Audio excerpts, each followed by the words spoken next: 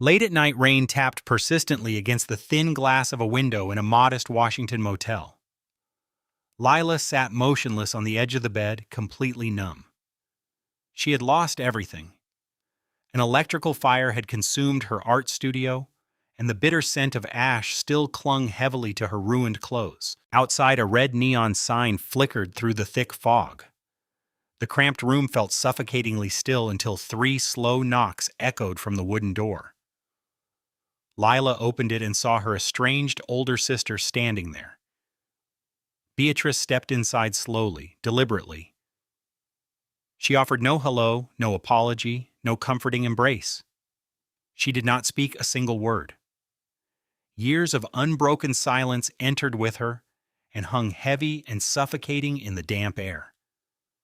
Lila instinctively backed away, her heart pounding fiercely against her ribs. She could not process this impossible moment. Beatrice reached back and pushed the door shut. The rusty hinges groaned softly, followed by the sharp, deliberate click of the deadbolt. That metallic sound felt final, sealing them together in this bleak space. 2 strangers who had once been sisters. One might expect screaming or tears or anger to erupt, yet the room remained deathly quiet. Beatrice stood there, letting the rain drip from her dark trench coat onto the stained carpet drop after drop. Life had taken a heavy toll on her, etching deep lines of exhaustion around her mouth and giving her skin a weary pallor. She looked like a woman who had walked uphill against the wind in darkness for a long time. Yet despite her faded jacket and mud-caked boots, Beatrice stood perfectly straight, her spine rigid, shoulders pulled back. She carried an unshakable, quiet dignity, the kind that commands respect. She did not look like a cowardly thief who had run off with family money. She looked like a weary soldier who had survived a long, brutal war. Lila desperately wanted to scream, to demand answers for the years of agonizing pain, but the words lodged in her throat. The tension in the room was too thick to cut through. Beatrice finally raised her head, and Lila met her older sister's eyes. They were dark, empty, hollow. There was no pity, no shame, only a terrifying, chilling calm. It was the look of someone who had already lost everything. Beatrice did not judge the pathetic state of the room or flinch at the toxic smell of smoke on Lila's clothes. Her intense focus stayed locked on Lila's face. Then, in a moment that would change everything, Beatrice slowly raised her stiff arms and reached up to unbutton her wet coat. The flickering red neon light caught her hands. Lila gasped, her breath hitching. Those were not the smooth hands of a wealthy runaway. Beatrice's hands were rough and swollen, covered in thick, ugly white scars. The joints were permanently enlarged from physical trauma. Dirt was ground deep into the calloused creases. One fingernail was blackened and split down the middle. These were the unmistakable hands of a blue-collar laborer, hands that had scrubbed industrial floors, hauled heavy trash, and washed dishes in boiling water for years. The brutal reality of daily physical labor was permanently etched into her flesh. Lila stared at those scars, a wave of confusion crashing over her. For years, she had pictured Beatrice living a glamorous, comfortable, selfish life. She had fed her bitter anger with that image every single day. But the woman standing before her made no sense. Beatrice did not hide her damaged hands. She was not ashamed. Instead, she used them to grip the handle of a rusted suitcase. She took a slow, heavy step toward the wobbly wooden table, moving like a woman whose bones ached constantly, yet she never sighed. She lifted the suitcase and set it down heavily. The peeling leather and rusted clasps looked ancient. Lila stood frozen. Beatrice rested her scarred palms flat against the wet leather. The silence stretched on. She pressed her thumbs against the 2 rusted latches. They did not open right away. Finally, Lila found her voice. It started as a hesitant, broken whisper that hardened into raw anger. She stepped away from the burned mattress and looked directly at her sister, the sister who had vanished without a trace years ago, The deep resentment burned hot in her chest, momentarily replacing the cold fear from the fire. The smell of wet ash faded behind a rush of bitter adrenaline. Lila crossed her arms tightly, trying to hold herself together. "After all these years," she said, her voice trembling but steady as she met Beatrice's gaze. "You walk in here tonight after years of absolute unbroken silence. Not a single phone call, not a letter, nothing." Beatrice did not flinch. Her calloused hands stayed firmly on the suitcase. Lila felt hot, angry tears building and wiped them away with the back of her soot-stained hand. She refused to cry, not for her, not after surviving alone all this time. "Where were you when Mom got sick?" Lila demanded, her voice rising and echoing off the cheap walls. "Where were you when the bank foreclosed on the family house? When I had to deal with the ruthless bankruptcy lawyers all by myself?" The painful memories flooded back, the crushing debt, the collection agencies, the dark, lonely days of her youth, working multiple, grueling jobs to pay off the financial mess their father had left. She had built her art studio from nothing, painting murals for diners, selling sketches on sidewalks, hustling relentlessly for years until she finally felt stable. And that night she had watched it all burn to the ground in a flash of sparks and smoke. "And now your cowardly runaway sister shows up," Lila continued relentlessly, her voice sharp with bitterness. "You packed your bags and ran away. Why did you leave me to clean up the broken pieces? How could you let me bury her completely alone?" Beatrice stood completely still in the dim light, absorbing every angry word without flinching. She offered no excuses, no defense. She simply accepted the painful verbal blows, her weathered face an unreadable, quiet mask. It was infuriating. Lila wanted her to yell back, to argue, to justify her selfishness. But Beatrice just stood there, breathing slowly, her scarred hands anchored to the table. The rain continued tapping against the window, the broken neon flashing red then dark. Lila let out a hollow, exhausted laugh. The fight suddenly drained from her weary bones. She was too tired to be angry anymore. The adrenaline faded, leaving only a deep, hollow ache. Beatrice finally shifted her weight. She did not argue or apologize. She simply pressed her calloused thumbs down hard and pushed the two rusted latches upward. The heavy metallic lock clicked loudly in the quiet room. The latches popped open. Beatrice slowly lifted the heavy leather lid. It creaked like an old, forgotten door.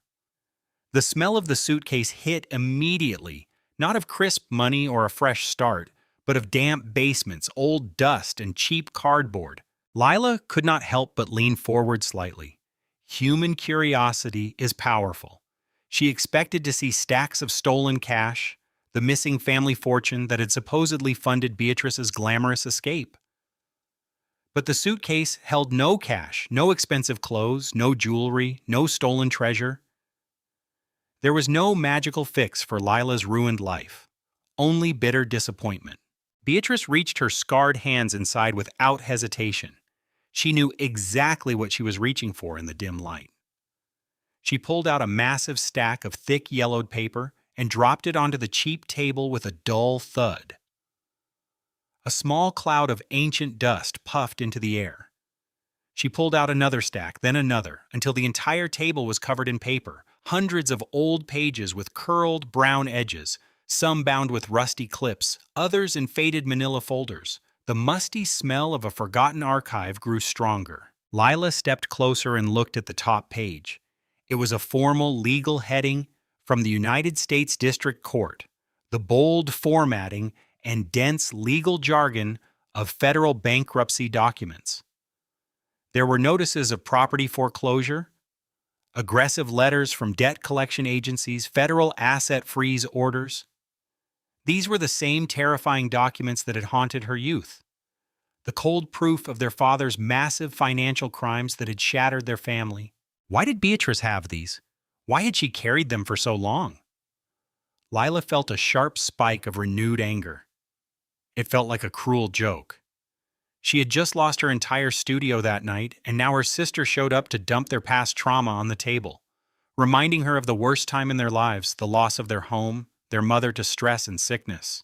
Lila wanted to sweep the hateful papers to the floor and scream at Beatrice to leave. She glared at her sister, who looked incredibly tired, as if she had carried the physical weight of those papers on her back for years. Lila took a deep breath, ready to explode and kick her sister out into the rain. But then Beatrice slowly, deliberately, reached out with her ruined right hand. She did not touch the stacks of foreclosure notices or bankruptcy filings. Instead, she gently tapped a thin, plain blue folder sitting quietly at the very bottom of the pile. It looked different, no big federal stamp, just a few handwritten words. Beatrice tapped it twice and looked up, meeting Lila's angry eyes. The silence shifted, feeling heavier, more dangerous. Lila stared at the thin blue folder, her heart skipping a beat. Something was fundamentally wrong with this picture. The truth was hiding there in plain sight. Her mind pulled her back to years ago, when their comfortable lives had shattered overnight. They had lived in a beautiful suburban house with a massive oak tree in the front yard. Their father had been a highly respected investment banker, a pillar of their church, sponsoring little league teams and hosting lavish neighborhood barbecues. Everyone loved and trusted him. The betrayal cut deeper because it came without warning. Federal investigators in dark suits had shown up one cold morning and torn the house apart looking for hidden records. Their father had been running a massive corporate fraud scheme for years, stealing millions from innocent people. The fallout was catastrophic. Local media camped outside for weeks. Their mother could not handle the public humiliation. Her health deteriorated rapidly under the scandal. But the worst part was Beatrice. Right before the indictments, a huge sum of missing money vanished. And so did Beatrice. She packed a single bag in the middle of the night and left without a word. The story wrote itself for the reporters. The smart, ambitious older sister had taken the hidden cash and run. She became the greedy daughter who abandoned her sick mother and younger sister. Lila had carried that painful story in her heart for years. It was the only explanation that made sense. The cruel rumors spread through their small town like wildfire. Lila had to change her last name to apply for jobs without constant judgment. It was a heavy shadow everywhere. People whispered in grocery stores. Former friends gave pitying looks. They all believed Beatrice was a coward who traded her family for stolen wealth.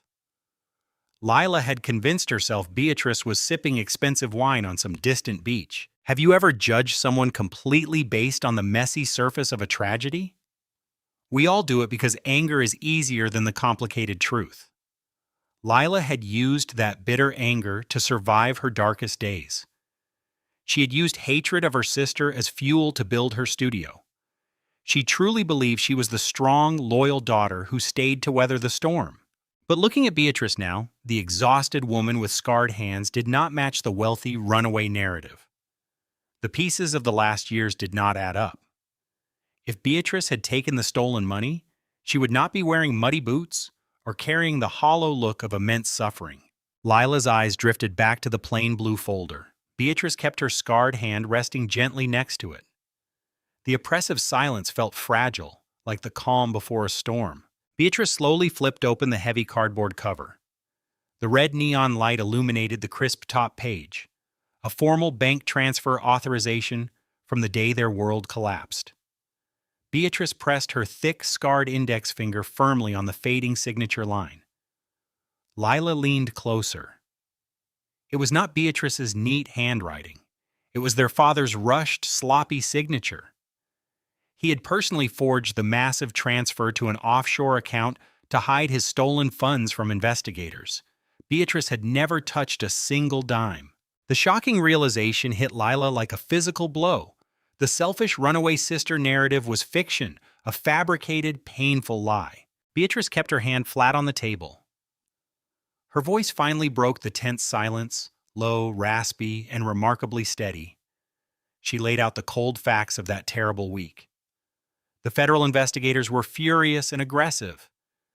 They planned to freeze every family asset, including every bank account with their ruined surname. That sweep would have included Lila's newly awarded University Art Scholarship Fund and her small educational trust account, The ruthless agents would have taken it all. Lila would have been left with nothing. Her bright future in art vanished. She would have been just another penniless victim of their father. Beatrice simply could not let that happen to her sister. She made a brutally hard, life-altering decision. She walked into the busy federal prosecutor's office, sat in a cold gray interrogation room, and voluntarily signed a false, legally binding criminal confession. She claimed she had helped move the stolen corporate money offshore, making herself the primary target. The greedy local media took the bait. The public focused their hatred on Beatrice. The investigators shifted their probe, chasing the older sister who supposedly ran with the money. They stopped looking into the younger sister's modest accounts. Lila's art scholarship remained safe and untouched. Her educational trust cleared the audit. The legal system moved on from the innocent younger sister. Beatrice had sacrificed her own pristine reputation and promising future. She willingly accepted the permanent title of selfish thief. She let her family hate her deeply and permanently. She let Lila build a wall of bitter resentment. She did it all without a single complaint. So Lila could hold on to her dreams, buy canvases and paints, and build the studio that now lay in ruins. Beatrice traded her own freedom for Lila's safe future. She became a ghost so Lila could shine. Lila felt her knees grow weak. The room seemed to spin. Years of burning hatred evaporated in an instant, replaced by an overwhelming, crushing guilt. She had spent years loathing a true, silent protector. She had cursed the woman who secretly saved her life. Beatrice had absorbed all the brutal consequences alone. She never asked for gratitude or validation.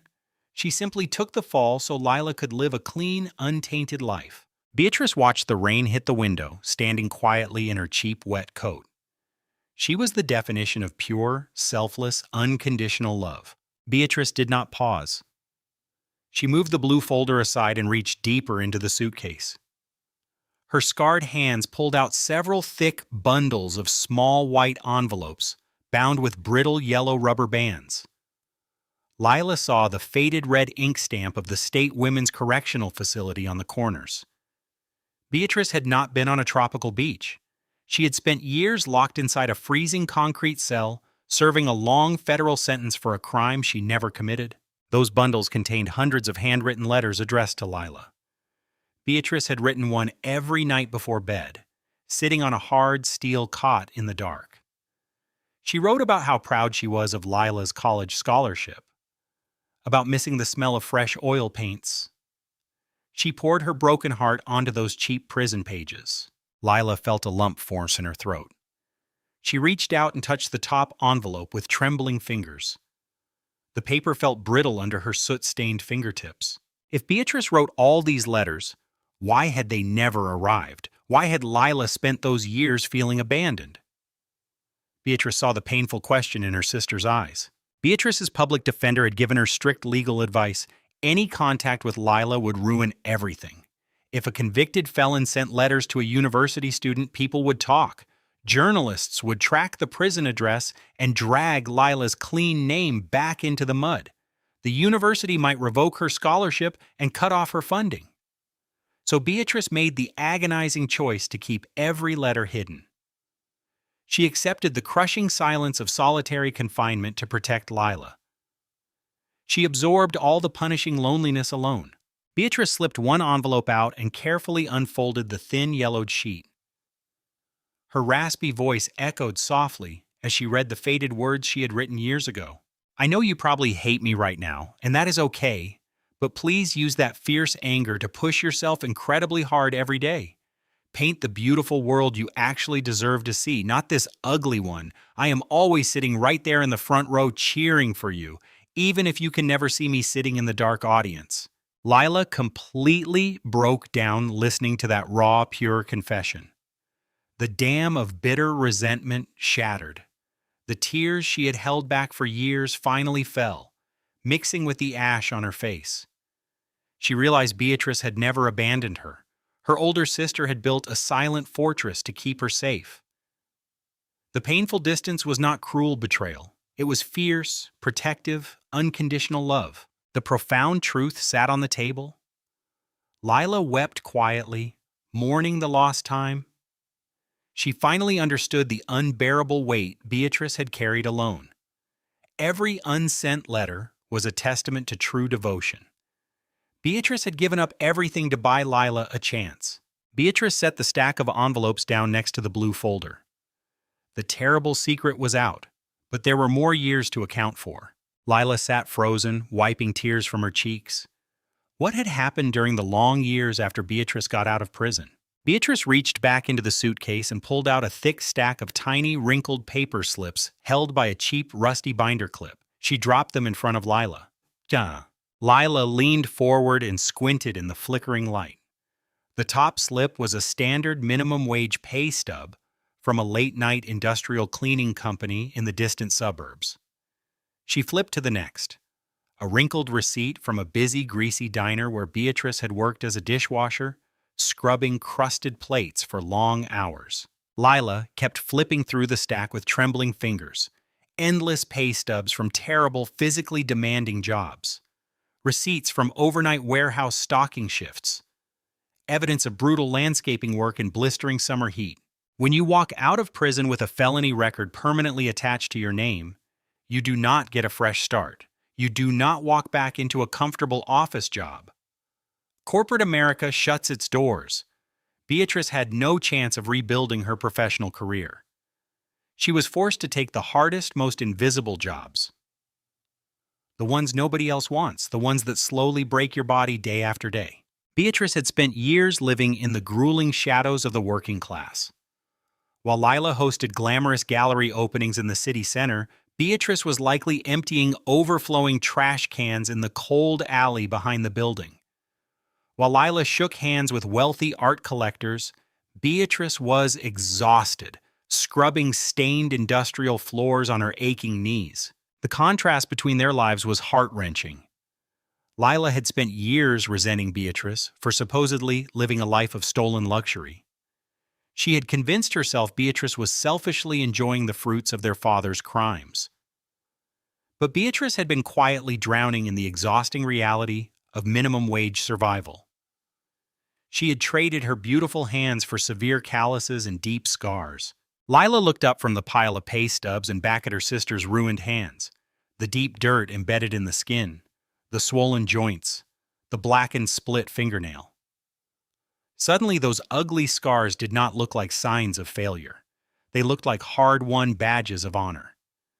Beatrice had fiercely rebuilt her broken life with honest, exhausting physical labor. She had not relied on a single stolen dime. She had earned every penny with pure sweat. There is a quiet kind of greatness in that level of unrelenting determination, a profound dignity no amount of stolen money can buy. Lila felt a surge of deep respect for the woman standing before her. Beatrice had survived the worst of the world cleanly. Lila kept sifting through the pile. Her fingers pushed aside greasy receipts, and something different caught her eye near the bottom. A crisp, white piece of paper, a faded carbon copy of a cashier's check. The date was from years ago. The amount was significant.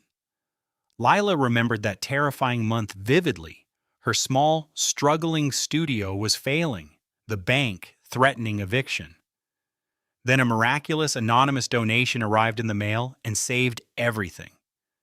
She had assumed some wealthy art collector who admired her work had sent it. But the proof of that check was here, inside Beatrice's rusted suitcase. Lila dug deeper and found another carbon copy of a money order from even earlier for expensive, high-quality oil paints. She remembered finding a massive box of supplies outside her door with no return address, just a blank card. There were more receipts. Late loan payments, winter heating bills. Dozens of mysterious anonymous payment records. Here is where it gets heartbreaking. Beatrice had literally scrubbed toxic floors on her knees, washed thousands of dishes in boiling water, broken her body for minimum wage, and she had not kept that hard-earned money. She had secretly funneled almost every spare dollar to Lila. She funded her younger sister's art career, paid her bills while living in grinding poverty. Beatrice never took credit. She let Lila believe in some magical wealthy patron. She let Lila praise a total stranger while fiercely hating the actual person keeping her afloat. That realization crashed over Lila like a physical weight. True, unconditional love does not demand recognition or thanks. It does not ask for tears or hugs. It operates silently in the darkest shadows. It simply gives everything until nothing is left. Beatrice gave her blood and sweat to buy time. She accepted Lila's bitter hatred as the permanent cost. She never knocked on the door demanding gratitude. She quietly paid the toll from a distance. This was the highest form of human sacrifice. Most people only give when they know they will be praised. They want their name on a plaque. Beatrice just wanted her little sister to paint beautiful pictures and succeed in a cruel world. She was willing to be the villain forever, as long as Lila's story had a happy ending. The scale of that silent devotion was overwhelming. Lila could barely comprehend the truth on that table. Lila gripped the old receipts tightly, her chest heaving with deep, uncontrollable sobs. The phantom secret patron was finally standing before her, a sister who had never actually run away. Lila stared at the pile, her vision blurring. A massive wave of realization crashed over her, knocking the wind from her lungs. Her legs gave out. She sank down onto the stained motel carpet, unable to feel the rough fabric against her knees. The entire foundation of her life had shattered. For years, she had believed she was the strong one. She had worn her painful survival story like a badge. She thought she was the brave sister who stayed and weathered the storm alone. But that was an arrogant, foolish lie. How could she have been so blind? How had she never questioned the convenient, ugly story? Why had she instantly assumed the worst about Beatrice? She had let the sensational news and cruel neighbors shape her reality.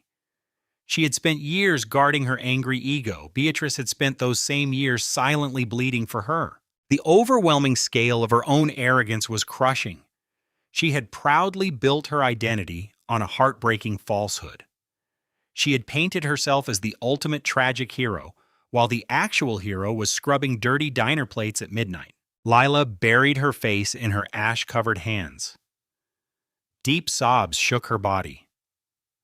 The smell of the recent fire was gone, replaced by the heavy scent of profound guilt. She thought about every angry thought, every time she cursed Beatrice's name during hard months, every time she told someone her sister had abandoned her. Each memory felt like a knife twisting in her gut. She had brutally punished the only person who truly loved her. True healing does not happen when someone apologizes. It happens when your own ego completely dies. When you finally admit you were devastatingly wrong. Lila did not make excuses. She did not blame their father or the media. She owned every ounce of her years-long mistake. She slowly looked up from the damp floor. Beatrice was still standing perfectly still by the table. The flickering light caught the deep lines on her face. She did not look angry or triumphant. She just looked incredibly tired and sad. Lila slowly crawled forward across the rough carpet. She did not care how pathetic she looked. She stopped at Beatrice's scuffed, muddy boots. She reached up with shaking hands and gently took Beatrice's right hand in both of hers. She felt the thick calluses against her soft palms. She traced the deep scars with her trembling thumb. She felt the permanently swollen joints that ached in the cold. This damaged hand had literally bought her entire comfortable life. Lila pressed her wet, tear-stained cheek against those rough scars and wept openly, pouring out years of misplaced toxic anger. She did not offer a dramatic apology because words were useless here. She simply knelt there in the dim light, completely broken open. Beatrice finally moved. Her other scarred hand slowly descended and gently rested on top of Lila's shaking ash-covered head. Lila stayed on the floor, crying quietly against her sister's scarred hands. Years of heavy toxic pain poured out of her. Beatrice did not say a word. She just let her sister break down. The red neon light outside finally stopped flickering and burned a steady, dull crimson through the rain.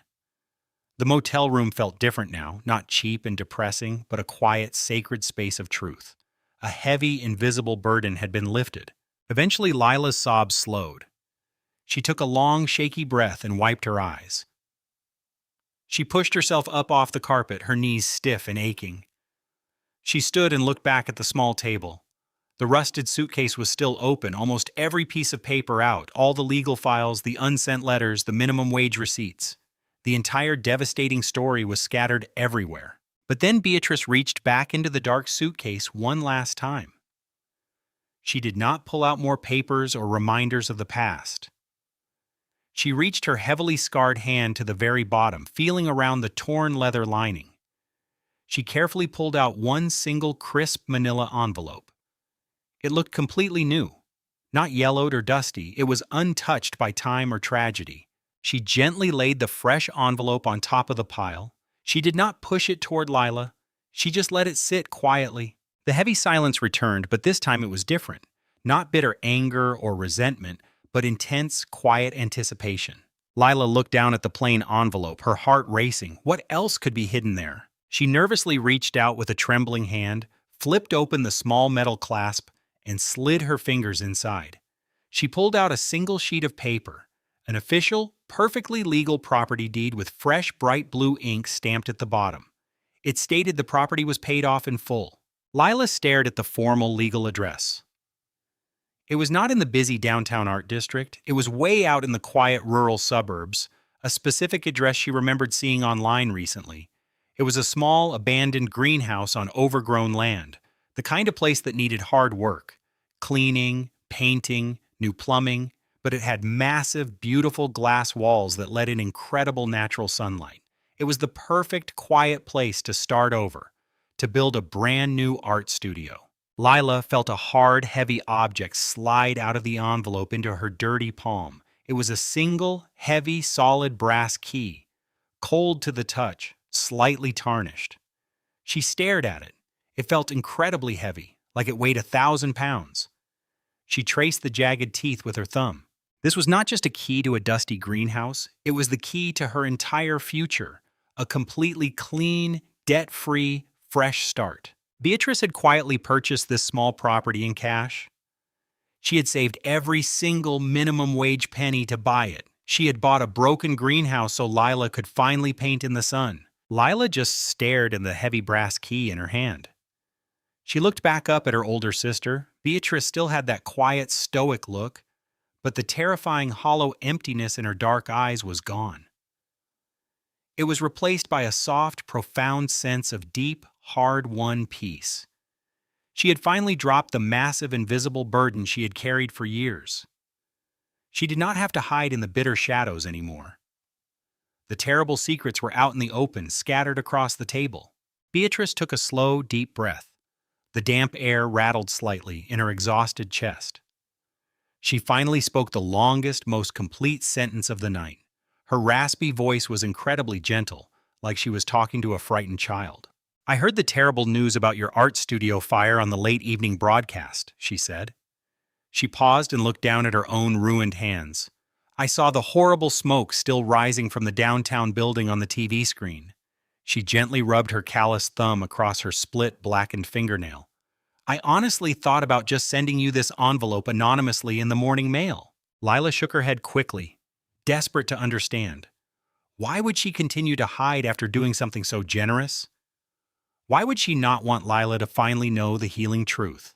Beatrice saw the deep confusion on Lila's tear-stained face. She offered a small, weak but genuine smile. "I was always so deeply ashamed to stand right in front of you, Lila." She gestured to her heavily stained, faded canvas work jacket. "Look at me. Look at what I actually became to simply survive in this world." "You became a convicted felon because of me," Lila whispered back, her voice breaking. "You completely destroyed your entire life so I could comfortably build mine." Beatrice shook her head very slowly, firmly rejecting that narrative. "No, I made a very clear, deliberate choice to strictly protect the only family I had left." She took a small step closer in the dim light. "But it took me many long, brutally hard years of physical labor after I got out." She pointed directly at the heavy brass key in Lila's shaking hand. "It took exactly those years of scrubbing dirty diner floors and hauling heavy trash to quietly save enough completely honest, perfectly clean money." Beatrice said softly, I desperately needed to buy that specific property in cash without any messy bank loans. She looked deeply into Lila's wide, shocked, tearful eyes. I simply could not come back into your beautiful, successful life completely empty-handed, Lila. She straightened her tired shoulders, proudly reclaiming her hard-earned dignity. I needed to make absolutely sure the terrible dirt from our father's massive crimes was washed away. I waited until I could proudly hand you something entirely, completely clean. She pointed at the key again. That old greenhouse is not much right now, but the foundation is incredibly solid. It gets the absolute best morning sunlight for mixing your beautiful oil paints. Beatrice took one final slow step forward and stood directly in front of her sister. The massive debt is finally paid in full. The terrible past is officially dead and buried tonight. She gently closed Lila's dirty fingers tightly around the cold brass key. This brand new start belongs entirely to you. You earned it by surviving. The profound weight of those words settled over the tiny room. Beatrice had not stayed away because she hated her younger sister. She had stayed away because she profoundly respected Lila far too much. She refused to drag her dirty, complicated survival story into Lila's clean world. She patiently waited in the dark until she could offer a perfect, untainted gift. She had literally scrubbed the ugly sins of their father away with her own bare hands. She bought their ultimate freedom with years of brutal, exhausting minimum wage sweat. The heavy brass key in Lila's hand suddenly felt warm and alive. It was the undeniable physical proof of pure, unconditional, fiercely protective love. Lila held that key, her entire body shaking. Years of silence and misunderstanding had created a massive, complex gap filled with resentment and pain, but in that tiny, dingy motel room, the gap completely vanished. Lila did not bother with a long, dramatic speech. There simply are no words big enough for this moment. Words are useless when faced with years of silent sacrifice. She just stepped forward and wrapped her arms tightly around her older sister. It was the very first embrace they had shared in years. Beatrice felt incredibly stiff and rigid at first. Her aging body was unaccustomed to physical warmth or sudden affection after years of isolating self-exile. But then very slowly, Beatrice let out a long, deeply exhausted breath. The stiff, defensive posture finally melted away. She carefully wrapped her scarred, calloused hands around Lila's shaking back and pulled her younger sister in tightly, burying her face in Lila's shoulder. The embrace was fierce, desperate, and unpolished. It was not a gentle, polite hug. It was the deep, bone-crushing hug of two people who had survived a terrible war together. Lila could smell the damp, freezing rain on Beatrice's coat, the stale, cheap coffee from late-night diner shifts. She could feel the hard muscle built by years of manual labor. She did not care about the mud or the stained jacket. She just held on tightly, terrified to ever let go again. The red neon light cast long, strange shadows across the small room. The freezing rain kept tapping against the thin window glass, but the space inside finally felt safe, warm, and secure. The crushing tension was gone. They stood there in comforting silence for a long time, letting the heavy, complicated weight of the past fade away. In America, we talk a lot about the power of a second chance.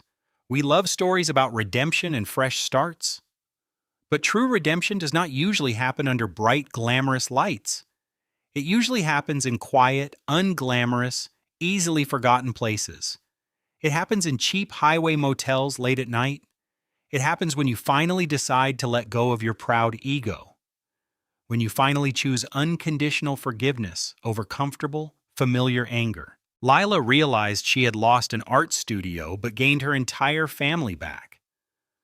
The fire took all her expensive canvases, but it brought Beatrice home. It was a steep price, but it was worth it. Beatrice slowly pulled back, keeping her scarred hands firmly on Lila's shoulders. She looked at her with those dark, tired, but incredibly peaceful eyes. The haunting emptiness was replaced by a quiet, steady warmth. They did not need to hash out every painful detail. The messy truth was already on the table. The old debts were paid in full. The deep wounds were finally clean. They were just two sisters standing together ready to begin again. The red neon sign finally flickered out. It made a small dying buzzing sound against the wall. Then, everything went quiet for a moment. The sun began to climb slowly over the mountains. A pale golden light touched the thin window glass, fighting through the heavy gray Washington fog. The cramped motel room started to glow softly. The dark red shadows were gone, replaced by soft, warm morning gray. Lila looked down at the wobbly wooden table. The rusted leather suitcase was still sitting wide open, but it looked different in the new light. It did not look like a dark, hungry mouth anymore. It was just an old, empty, battered leather container. All the legal folders were packed away safely inside. The bundles of letters were in Lila's small bag. The minimum wage receipts were hidden from sight. The ghosts of the past were leaving the room, dissolving in the bright morning sun. Beatrice stood up from the small, squeaky wooden chair. Her old bones made a quiet, tired, creaking sound. She did not look like a dark shadow anymore. She looked like a woman made of pure light. The deep, heavy lines on her face were softer. Her dark eyes were clear and steady. She had carried a mountain for years. Now she was finally standing on flat ground. She looked out the window at the long highway. The sunlight hit the peeling floral motel wallpaper, turning the faded pink roses into bright gold. The dust in the air danced in the light. Lila felt a strange, new sensation in her chest. It was not the sharp cold of deep grief. It was the slow, steady heat of new hope. She looked at the property deed again. The bright blue ink was shining in the sun. The paper felt thick, expensive, and very real. It did not feel like a cheap bank notice anymore. It felt like a solid piece of the earth. She could smell the faint, clean scent of ink. She looked at the heavy brass key. It was shining like a small, beautiful golden star. This was not a dream from a storybook. It was a real, hard-earned second chance, bought with years of honest sweat. "It is time to go," Beatrice said quietly. She did not look back at the burned bed. Lila nodded and stood up slowly. She felt the massive weight of her sister's love, heavier than any mountain of debt. She reached out and touched Beatrice's tired arm. The canvas jacket was still a little damp, but the woman inside was incredibly strong. They were ready to leave this room behind. They were ready to leave the ash behind. Lila grabbed her small bag of salvaged items, making sure the brass key was safe. They walked toward the thin wooden door. Beatrice reached out and turned the heavy, cold lock. The metallic click sounded like a final, quiet goodbye. She pulled the door open and stepped out. The freezing rain had stopped. The air was crisp, clean, and sharp. They stood on the concrete walkway together. The distant interstate was starting to hum. Big trucks were moving freight across the country. People were driving to work in the busy city. The world was waking up as always. But for Lila, the world was entirely new. She breathed in the smell of wet green pine. It was the cleanest air she had ever tasted. The sun hit the puddles in the parking lot. They looked like shattered pieces of a silver mirror. Lila looked at her sister's scarred hands resting quietly at her sides. They were done scrubbing floors for a long while. They were going to build something beautiful instead. Lila reached for Beatrice's hand and held it. The calluses felt like a warm, solid promise. They walked toward the old, dented silver car. The tires crunched on the gravel and dry dirt. The fog was completely gone from the valley. The sky was a deep, brilliant blue. Lila got into the driver's seat. Beatrice sat quietly beside her. They looked at each other one last time. There were no more secrets in the air, just a long, open road ahead. Lila turned the key in the ignition. The engine sputtered, then started with a roar. She shifted into drive. They pulled out of the motel parking lot, leaving the red neon sign far behind. They drove toward the quiet green suburbs, toward the old greenhouse waiting in the sun. The long night was finally over. The morning had arrived, and it was beautiful. Family is almost always misunderstood as a group of people who never leave your side. We usually think of it as constant presence and shared holiday meals. But the story of Beatrice and Lila Vance teaches us something much more profound. The bitter smell of ash is now replaced by the sweet scent of morning pine. True family is the person who stands in the gap during your absolute darkest hours. It is the silent guardian who absorbs the heavy blows so you do not have to. Sometimes the greatest act of love is choosing to disappear into the cold shadows. Beatrice chose to become the villain in Lila's eyes, to preserve her sister's light. Protection is rarely a performance for an audience of strangers. Have you ever considered how much someone might be secretly sacrificing just to keep you safe? We live in a world obsessed with outward success and public validation.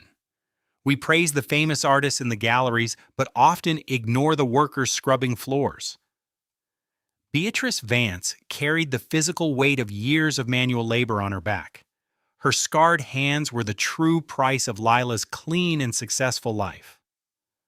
Her silence was not a sign of weakness, but a sign of iron will. There is an incredible dignity in working the hardest jobs to pay a debt. She did not need a shiny gold plaque to feel she mattered to the world. Her reward was simply watching her sister paint canvases under the warm morning sun. This is the quiet goodness that keeps the broken pieces of our world together. It is the strength to survive the mud so someone else can fly. It is incredibly easy to judge a person based on a few angry whispers. We look at the surface of a tragedy and immediately decide the outcome. Lila spent years feeding her hatred with a story that was false. She let her wounded pride blind her to the staggering devotion of her sister. But that pride finally died on the floor of a cheap motel. Redemption is a painful process that requires us to admit we were terribly wrong. It is about letting go of comfortable anger to find the difficult truth. Forgiveness is not a gift for others. It is a release for yourself. Does a second chance ever truly arrive too late if it brings healing? The long night is finally over for these two resilient sisters. If this story touched your heart or changed how you think about sacrifice, please subscribe. Share this with a friend or a sister who really needs to hear this message. We would love to hear your personal thoughts on this emotional journey of resilience. The heavy brass key is a solid symbol of a future that is finally free. Have you ever misunderstood someone you love based purely on what you saw on the surface? Leave a comment below and tell us how you managed to find your way back. Until next time, remember to stay humble and always look for unseen goodness. Never believe that a quiet act of kindness is too small to matter. Turn on your notifications so you never miss another story of human connection.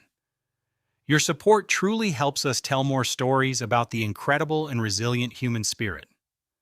Some doors open exactly when they were always supposed to open for us.